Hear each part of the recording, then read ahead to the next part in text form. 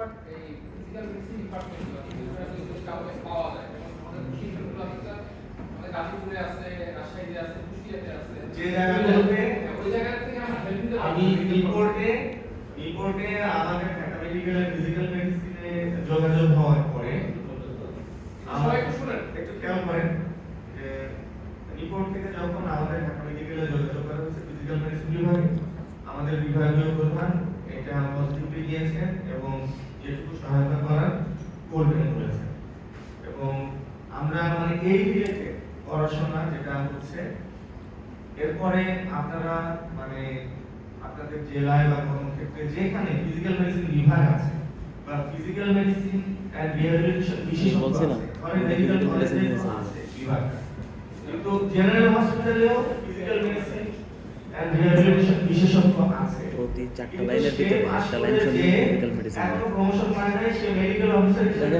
শুনেন কিন্তু উনি বিশেষজ্ঞ ফিজিক্যাল মেডিসিন এন্ড রিহ্যাবিলিটেশন ঠিক আছে এরকম প্রায় মানে আমার মনে হয় 90% যেটা কভার করে আছে এটা সর্ট আউট করে বের করতে হবে অথবা আমাদের সোসাইটি থেকে 3 লাইন হয়ে গেল যারা আছে অলরেডি হয়তো ফিজিক্যাল মেডিসিন শব্দটা লাগবে 3 লাইন হয়ে গেল কাজ হবে না যারা অমুক জেলায় অমুকে আছে ফোন নাম্বার দিয়ে দিলাম আপনারা রিক্রুট করে নিলেন তাদের কাছে এই কাজগুলো করালে অনেক সুন্দর ম্যানেজমেন্ট হবে এইটা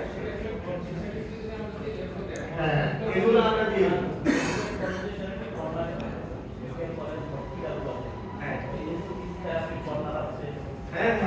এই ফিজিক্যাল মেডিসিন আলোচনা হতে নর্মালি আমরা দুজনের ডাক্তারি তো অনেক সহজে তো এটা আমরাও পারি হাতে টানা দিলে কাজ হয়ে গেল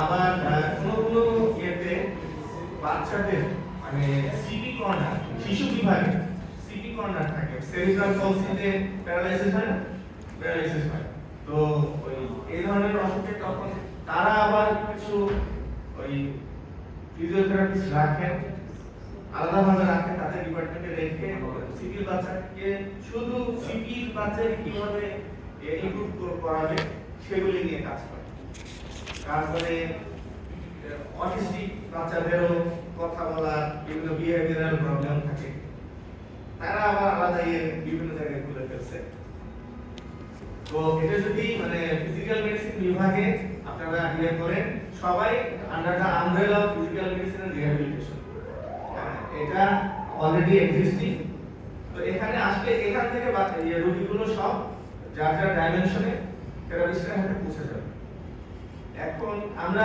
যেটুকু বললেন ওইটা আমরা করে দেব ইনশাআল্লাহ প্রতি জেলায় যে ফিজিক্যাল মেডিসিন বিশেষজ্ঞের সাথে যোগাযোগ এটা আমরা করে দিব অসুবিধা নেই আচ্ছা ইনফ্রারেড রেডিয়েশন আইআরআর কিছু যন্ত্রের নাম বলছি এটা লাল আলো ফেলে এটা একটা সুপারফিশিয়াল মানে উপরে আলগা একটা তাপ এটা গভীরে কিন্তু না উপরেই থাকে এটার মূল উদ্দেশ্য আসলে যে রোগীকে একটু রিল্যাক্স করা একটু এফেক্টেড পার্টে যে আক্রান্ত স্থানে আমরা এই লাল করে নাকি ব্যবসা করে কথা বলে আমি রিল্যাক্স করা কত দিকের হাত বিস্তৃত এগুলো মেইনটেইন করতে এগুলো করা লাগে আর লেজার থেরাপি আচ্ছা এখানে ত্বকের আঁচিল ও অন্যান্য চিকিৎসা এগুলো লিখেছে টিউমার কোষ ধ্বংস করে লেজার থেরাপি তো ফিজিওথেরাপিস্টরা এই কাজে ব্যবহার করে ওনারা করে এই ধরনের কাজে তারপরে ক্যান্সার বিশেষজ্ঞরা লেজার থেরাপি দেন ঠিক আছে বা ওই যে অনকোলজিস্ট হ্যাঁ হ্যাঁ ইউজ করা হয় একটু কম ইউজটা কম আর মানে লেজার থেরাপির আউটকাম ভালো একেবারে খারাপ ভালো কিন্তু মানে বিভিন্ন জায়গায় লেজার থেরাপি লেজার মেশিনের উপস্থিতি কম তবে আবার ইউজ করতে করতে এটা নষ্ট হয়ে যায় কেন জানি না আমরা সরকারিভাবে কিনি সেগুলো একটু দুর্বল মেশিনই কিনি কিনা ঠিক আছে আর এটা হচ্ছে অটো ট্রাকশন মানে টান দেয় ট্রাকশন মেশিন এটা ঘাড়ে বা কোমরে এগুলি দেওয়া হয় ট্রাকশন মেশিন তো এখানে তো দেখাচ্ছে ভালো তো এটা এই রুগী তো এটা কোমরে দিচ্ছে, ঠিক আছে? তো এটা ওই যদি ডিস্ক প্রলাপস হয়, বেশিরভাগ পাবেন ডিস্ক প্রলাপস। ডিস্ক প্রলাপস তো ডাক্তার সাহেবরা হয়তো বুঝতেছেন। মেরুদণ্ডের নরম ঘাস করে দেওয়া। মেরুদণ্ডে তো কশেরুকা থাকে 33টা ছোট ছোট হাড়ি। তো এই দুই হাড়ের মাঝে একটা জেলির মতো জিনিস থাকে, এটাকে ডিস্ক বলে। মানে এই একটা দুইটা শক্ত হাড়ের মাঝে ডিস্কটা থাকে।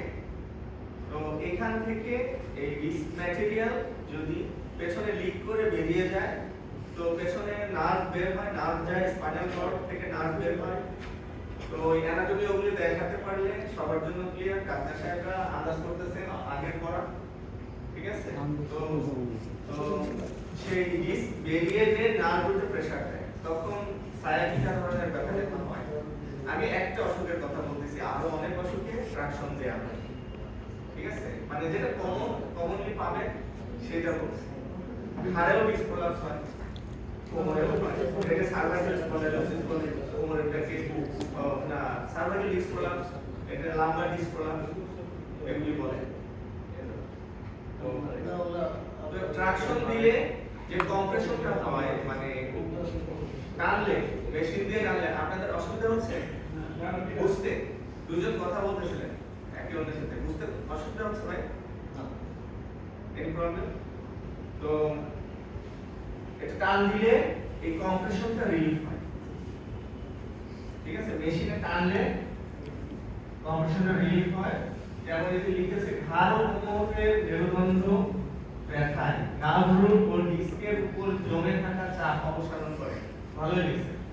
বাংলা পড়া আসলে একটু কঠিন, ইংরেজিটা এটা এটা আমার এই কথাটা আমি বললাম বাংলা পড়া কঠিন, এটা এখানকার ডাক্তার সাহেবরা বুঝতে পারে। কিন্তু আপনারা যারা জেনারেল ব্যাকগ্রাউন্ডের বাস্তবতা বুঝতেছেন কিনা জানি না। বেসিক্যালি আমি যখন ওই মেডিকেলে যখন প্রথম যাই, তখন এই পশুটা কশিরুটা এটা নিয়ে তরুণাস্থি অস্থি এটা নিয়ে স্যার যখন আমাকে মেডিকেল টার্মের মধ্যে ঢোকানো হয়েছে, তখন আমি মোটামুটি ওই জায়গায় একটা আমাদের একটা কন্ডিশন তৈরি হয়েছে। আমার যখন ওটার সাথে যখন ইউজ হয়ে গেছে, তখন এই জিনিসগুলো হচ্ছে আমার অপরাধ। এখানে আর কিছুদিন থাকলে আমি নন মেডিকেলে মানে আমি ইন্টারমিডিয়েটে যখন বায়োলজি পড়লাম, আমার তো ইংলিশটা এখন ইজি হয়ে গেছে, কিন্তু আমি যখন প্রথম ইংলিশের সাথে যে ইউজ করছিলাম, কারণ আমার ইন্টারমিডিয়েট পর্যন্ত তো হচ্ছে যে ইয়ে ছিল, ওই বাংলা ছিল, ওই তখন আবার একটু confusion আছে। ঠিক আছে, থ্যাংক ইউ। স্যার যদি ফিমার বলে, এটা একটা নাম জমনাস্তি।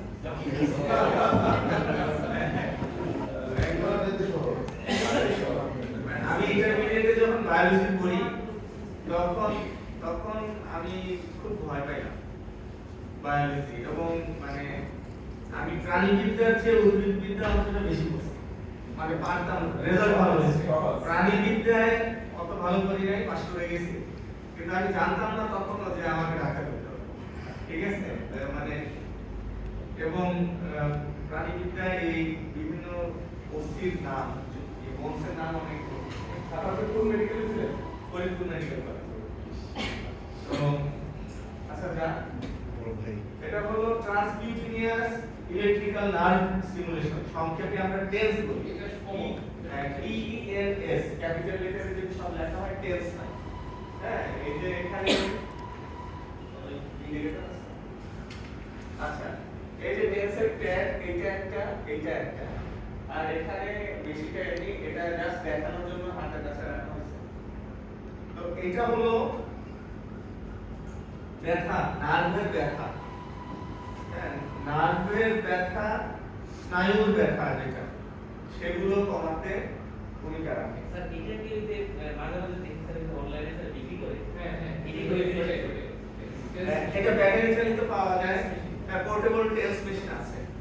হ্যাঁ, মানে এমন ব্যথাটা নার্ভের ব্যথা, কিন্তু এটা কিন্তু temporary relief of pain, permanent solution না। ধরেন দিলে অন্তত আধা ঘন্টার মতো বা 40 মিনিটের মতো উনি ব্যথা চলে যাবে, ব্যথা বা কমে থাকবে অ্যাটলিস্ট। হ্যাঁ, এটা নিয়ে কোনো ডাউট নেই যে ব্যথা কমে যায়, কিন্তু টেম্পোরারি। এখন যেই এমন ক্ষেত্রে আমরা এগুলো দেই যে মানে কিনতে বলি রুগীকে ব্যক্তিগতভাবে, কখনো কখনো বলি। আর যেগুলো আমরা বিশ্বাস করি যে ভাবছি যে আপাতত প্রথমে হয়েছে, কিছুদিন পরে কিছুদিন 2 সপ্তাহ থেরাপি করুন, এরপরে বাসায় চলে গেলে মেশিনের থেরাপি দিব না, এক্সারসাইজ শুরু করব বাসায়। ঠিক আছে, এরকম প্ল্যানিং থাকলে আমরা কিনতে বলি না। কিন্তু যদি রোগের ডায়াগনোসিসটা এমন হয় যে এই নার্ভের ব্যথা বা স্নায়ুজনিত ব্যথা এটা থাকবে, তাকে লাইফ লং বিয়ার করতে হবে, সেই ক্ষেত্রে আমরা বলি এটা একটা কম দাম 15-20 হাজার টাকা দাম, 5-7 হাজার টাকায় পাওয়া যায়, বিভিন্ন দামে বিভিন্ন কোয়ালিটি কিনে নেয়। তাকে শিক্ষা দেওয়া হয় ইউজটা, একটা প্যাড এখানে, একটা প্যাড এখানে। আর একজন বিএসএমএতে একজন এখন মনে হয় প্রফেসর হয়ে গেছেন কিনা, আমি যখন পরিচয় হয় অ্যাসোসিয়েট প্রফেসর, উনি রোড ট্রাফিক অ্যাক্সিডেন্টে কোমরের হাড়টা ভেঙে ঘুরে হয়ে গেছে। তো যাই হোক, এখন তো উনি হাঁটতে পারেন, চলতে পারেন, কিন্তু ওনার কোমর ব্যথা সারা দিনে বিভিন্ন সময়ে আসে। যখন আসে খুব কষ্ট হয়ে যায়, অল্প অল্প ব্যথা সবসময়ই থাকে, কিন্তু অনেক মাঝে মাঝে অনেক বেড়ে যায়। ওই সময় উনি ব্যাগ থেকে টেন্স মেশিন বের করে কোমরে লাগান। তো এরকম মানে আমার সামনে একদিন এটা করলে, তো বিস্তারিত শুনে জানলাম। তো সেটা নাকি ওনাকে বিএসএমএম এর physical medicine and rehabilitation department থেকে দেওয়া হয়েছে। তখন আমি এক্সপেরিয়েন্সের কোর্সে ছিলাম বিএসএমএম। স্যার, টেন্স মেশিনের কথা যখন আসছে স্যার, এখন দেখা যাচ্ছে স্যার রাস্তাঘাটেও কিছু ব্যথা রিলিফিং ইলেকট্রিক শক মেশিন পাওয়া যায় স্যার। মানুষজন দেখতেছে যে 250, 300, 500 টাকা দিয়ে পাওয়া যাচ্ছে, মানুষজন স্যার ধুমায় ব্যবহার করতেছে। এখন প্রশ্ন হচ্ছে যে স্যার এগুলা দীর্ঘমেয়াদী কোনো পার্শ্ব প্রতিক্রিয়া আছে নাকি, বা এটা আমাদের নার্ভকে ড্যামেজ করে ফেলতে পারে নাকি স্যার? বিশেষ করে আমরা শুধু ধরে বলতেছি স্যার, এই যে এগুলো দেখা যাচ্ছে যে এদের পেটের বেড সুদি কমান, এই দুই পাশে আছে যে না স্যার আরো একটা ভয়াবহ বিষয় বলি স্যার। আসলে মন্তব্য করার জন্য যে মেশিনটা বিক্রি হচ্ছে এইটা মানে সায়েন্টিফিক ব্যাকগ্রাউন্ড আছে কিনা, হ্যাঁ, এটা দেখে তারপরে বলবো। এটা মানে ইনস্ট্যান্ট এভাবে বলা যাবে না। ধরেন ওনারা অনেক চিপ রেটে টেস্ট মেশিনই হয়তো বিক্রি করছে, কম দামি টেন্সও আছে, কথা আছে। চাইনিজ প্রোডাক্ট তো মানে জনবান্ধব করার জন্য, দাম কমানোর জন্য বিখ্যাত হতে পারে। ঠিক আছে স্যার, কিন্তু নার্ভ ড্যামেজের কোনো মানে সম্ভাবনা আছে নাকি স্যার? মানে ওই জিনিসটা মানে জিনিসটার নাম, জিনিসটা কিভাবে কাজ করে, এই জিনিসগুলো জানলে এটার উত্তর দেওয়া যাবে, আগে তো বলা যাবে না।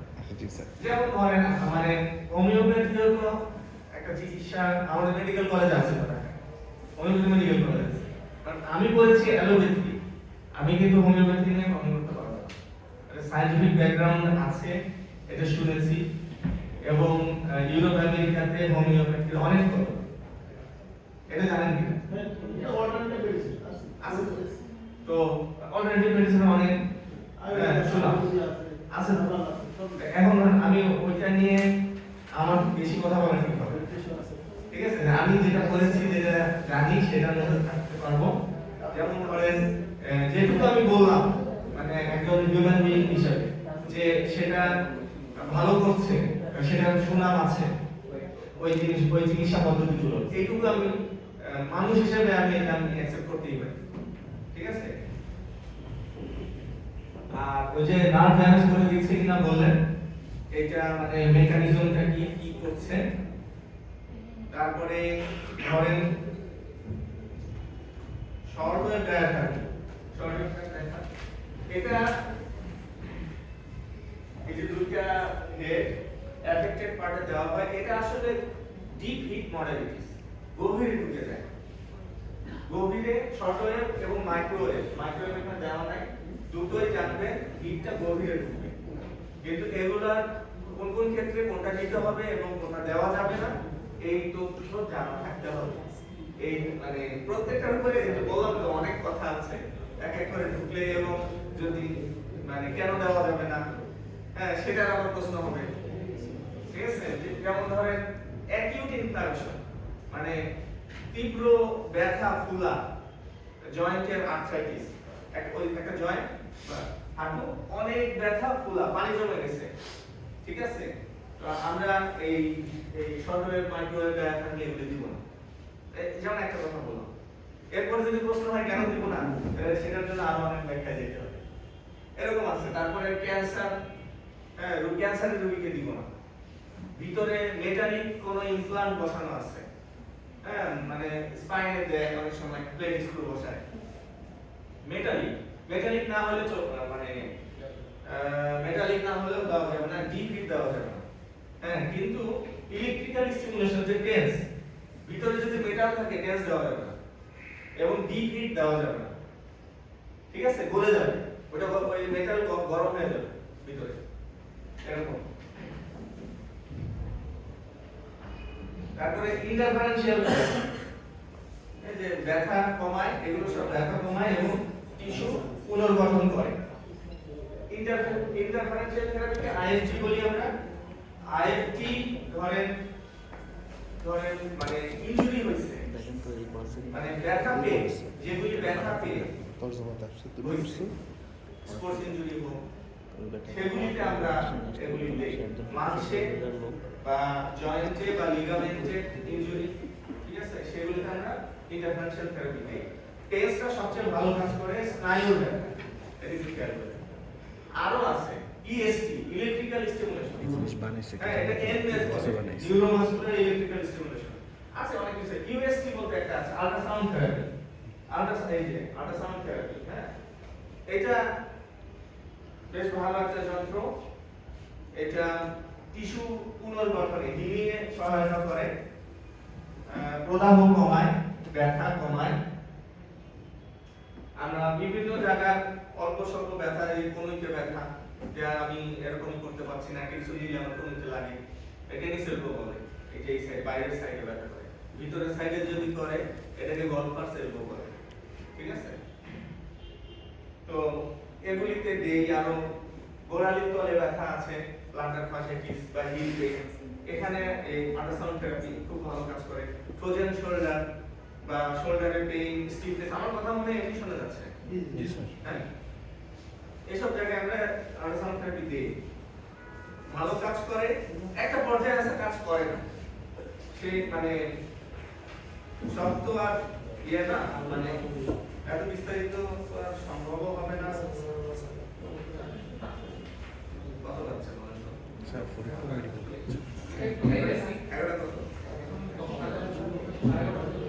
আচ্ছা আপনাদের নিজেদের কোনো কোয়ারি থাকলে বা নিজেদের মধ্যে কোনো কিছু শেয়ার করা লাগলে একটু করেন আমি পরের সেশনটা একটু আউটলাইন একটু দেখে নিচ্ছি আপনাদেরকে বলার